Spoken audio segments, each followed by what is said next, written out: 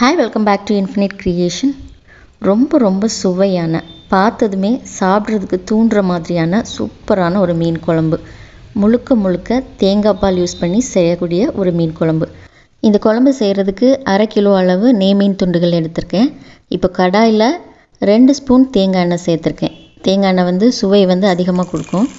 இப்போ 1 டீஸ்பூன் கடுகு, அது கொஞ்சம் பொரிஞ்சதுக்கப்புறமா 1 டீஸ்பூன் வெந்தயம், இதுவும் கொஞ்சம் பொரிஞ்சிடட்டும். இது பொரிஞ்சு வந்ததுக்கப்புறமா ஸ்லைஸ் பண்ணி வச்ச இஞ்சி, ஒரு துண்டு இஞ்சி நீளமாக நறுக்கி சேர்த்துருக்கேன். அதே மாதிரி பூண்டு, ஒரு 4-5 பூண்டு நறுக்கி சேர்த்துக்கோங்க. 2 பச்சை மிளகா சின்னதாக நறுக்குனது, அதையும் சேர்க்கலாம். அடுத்ததாக ஒரு 10 இல்லைனா 15 சின்ன வெங்காயம் பொடியாக நறுக்கி சேர்த்துருக்கேன். முடிஞ்ச அளவுக்கு சின்னதாக நறுக்கி சேர்த்துக்கோங்க, சீக்கிரமாக வதங்கிடும். சின்ன வெங்காயத்துக்கு பதிலாக பெரிய வெங்காயம் கூட சேர்த்துக்கலாம்.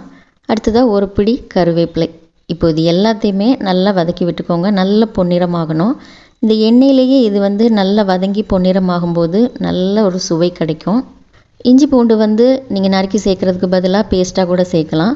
பட் நறுக்கி சேர்க்கும்போது அந்த குழம்பு நம்ம சாப்பிடுவோம் இல்லையா, அப்போ நம்ம வாயில் அது கடிப்படும், க்ரன்ச்சியாக இருக்கும், சாப்பிட்றதுக்கு நல்ல டேஸ்ட்டாக இருக்கும். சின்ன வெங்காயத்தை நான் பொடியாக நறுக்கி சேர்த்துருக்கேன். அதுக்கு பதிலாக நீங்கள் சாப்பரில் போட்டு லைட்டாக தட்டி கூட சேர்க்கலாம். அப்படி சேர்க்கும்போது இன்னும் கொஞ்சம் எக்ஸ்ட்ராவாக எண்ணெய் தேவைப்படும். ஏன்னா நம்ம நல்லா அரைச்சிட்டு சேர்த்தோம் அப்படின்னா எண்ணெய் அதிகமாக இழுக்கும். ஸோ அதுக்காக தான் நான் பொடியாக நறுக்கி சேர்த்துருக்கேன். இப்போ பாருங்கள், நல்ல பொன்னிறம் ஆயாச்சு. அடுத்ததாக இதில் 3 தக்காளி சேர்க்குறேன். இந்த மீன் குழம்பு நம்ம தேங்காய் பால் யூஸ் பண்ணி பண்ணுறோம். அதனால் புளி சேர்க்கணுன்னு அவசியம் இல்லை. அதுக்கு பதிலாக தக்காளியை கொஞ்சம் ஜாஸ்தியாக சேர்த்துக்கலாம். நார்மலாக நம்ம 2 தக்காளி சேர்ப்போம் அப்படின்னா எக்ஸ்ட்ராவாக 1 சேர்த்துக்கலாம். நான் 3 தக்காளி பொடியாக நறுக்கி சேர்த்துருக்கேன். இப்போ லைட்டாக உப்பு சேர்த்துட்டு வதக்கி விட்டுக்கலாம். மறுபடியும் நம்ம மூடி போட்டுட்டு வேக விட்டோம் அப்படின்னா டக்குன்னு வெந்துடும், ஈஸியாக வெந்து சுருண்டு வந்துடும். இந்த சின்ன வெங்காயம், தக்காளி இது எல்லாமே நல்லா பேஸ்ட் மாதிரி ஆகணும். அது வரைக்கும் இது வேக விட்டுருங்க.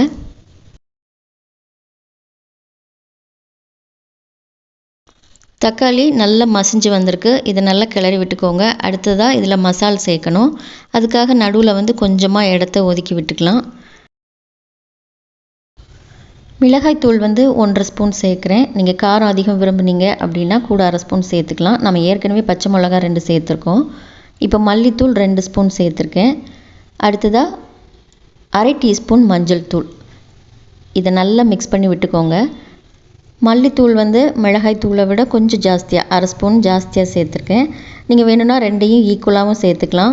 இல்லை நான் சேர்த்துருக்க மாதிரி 1/2 ஸ்பூன் எக்ஸ்ட்ரா கூட சேர்த்துக்கலாம். இப்போ இதை நல்லா வதக்கி விட்டாச்சு. நல்லா வதங்கி சுருண்டு வந்திருக்கு. இந்த மசாலோட பச்சை வாசனை போகணும், அது வரைக்கும் நல்லா வதக்கி விடணும்.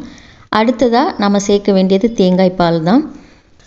1/2 கிலோ அளவு மீன் துண்டுகள் எடுத்திருக்கேன். அதுக்கு ஏற்ற மாதிரி 1/2 மூடி தேங்காயை முழுசாக அரைச்சி பால் எடுத்து வச்சுருக்கேன். இப்போ நம்ம எடுத்து வச்சுருக்க மீன் துண்டுகளுக்கு ஏற்ற மாதிரி இந்த பாலை சேர்த்துக்கலாம்.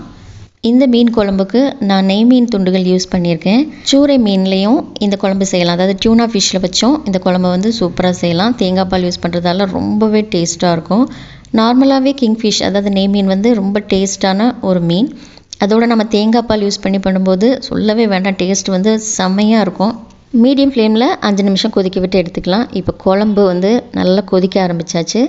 இந்த ஸ்டேஜில் நம்ம மீன் துண்டுகளை சேர்க்க வேண்டியதான். அதுக்கு முன்னாடி லைட்டாக கலந்து விட்டுக்கலாம்.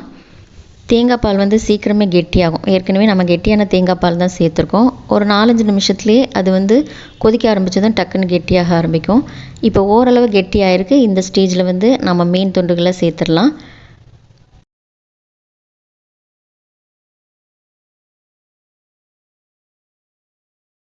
இந்த கிரேவி மீன் துண்டுகள் முங்குற அளவுக்கு தான் இருக்குது. நம்ம ஏற்கனவே கெட்டியான தேங்காய் பால் சேர்த்தோம், அது இன்னும் கொஞ்சம் கெட்டியாக இருக்குது.